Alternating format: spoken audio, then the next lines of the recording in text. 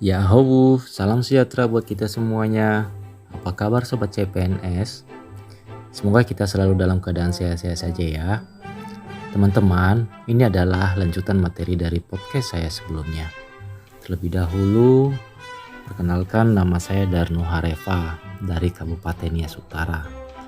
Dan sehari-hari saya bekerja di Dinas Perikanan Kabupaten Nias Utara sebagai penyuluh perikanan. Saya adalah salah satu peserta pelatihan dasar CPNS Formasi 2019 Kabupaten Nias Utara tahun anggaran 2022. Agenda materi saya yang akan saya bahas pada podcast saya kali ini adalah masih tentang core values ASN berakhlak, yaitu mengenai kolaboratif di unit kerja saya. Di podcast saya sebelumnya sudah saya jelaskan kepanjangan dari core values ASN berakhlak. Nah, salah satunya adalah kolaboratif. Baiklah sobat semua, untuk mempersingkat waktu saya akan mengulas kepada kita sedikit mengenai kolaboratif. Menurut Rocek dan Warren, pengertian kolaborasi adalah bekerja bersama-sama untuk mencapai tujuan bersama. Ia adalah suatu proses sosial yang paling dasar.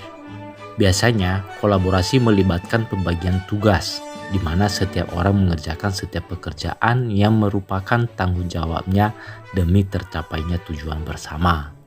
Jadi, kita bisa pahami bahwa kolaborasi adalah penyatuan tenaga atau peningkatan kemampuan yang dimanfaatkan untuk mencapai tujuan yang telah ditetapkan atau yang telah disepakati bersama. Istilah kolaborasi kerap digunakan untuk menyelesaikan pekerjaan. Ada beberapa proses yang harus dilalui dalam menjalin kolaborasi. Yang pertama, yaitu membangun kepercayaan dengan mitra kolaborasi. Kedua, melakukan negosiasi yang baik dan bersungguh-sungguh. Tiga, komitmen terhadap proses. Keempat, pemahaman bersama. Lalu kelima adalah menetapkan tujuannya. Di lingkungan unit kerja saya di Dinas Perikanan Kabupaten Nias Utara, beberapa contoh yang bisa saya bagikan kepada sobat-sobat semuanya tentang kolaboratif, yaitu contoh yang pertama adalah 1. Menjalin kerjasama yang baik dengan mitra usaha perikanan, misalnya dengan para masyarakat nelayan, pelaku usaha UKM, koperasi, dan sebagainya. Kedua, menyebarluaskan informasi-informasi penting tentang perkembangan dunia teknologi perikanan kepada pelaku usaha perikanan guna untuk meningkatkan produksi perikanan.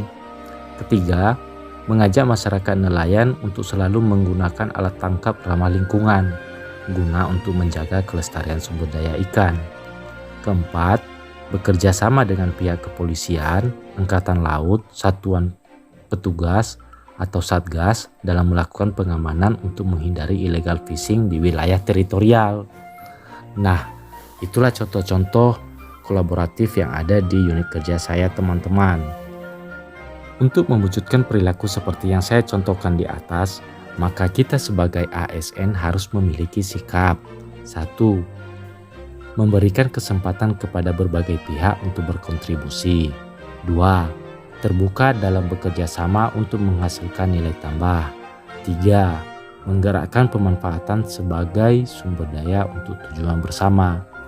Baiklah sobat CPNS, demikianlah podcast saya kali ini. Semoga apa yang saya sampaikan dapat bermanfaat bagi kita semuanya. Ya hobu.